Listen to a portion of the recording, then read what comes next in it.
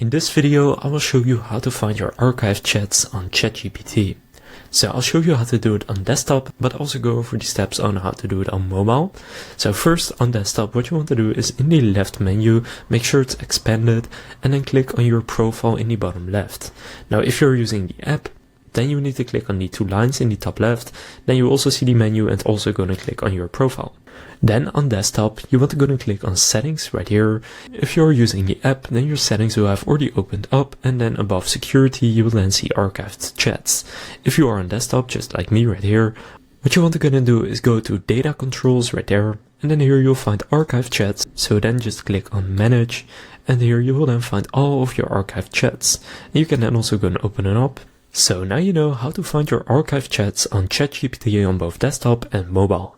If this video was helpful, please consider leaving a like and subscribing to my channel.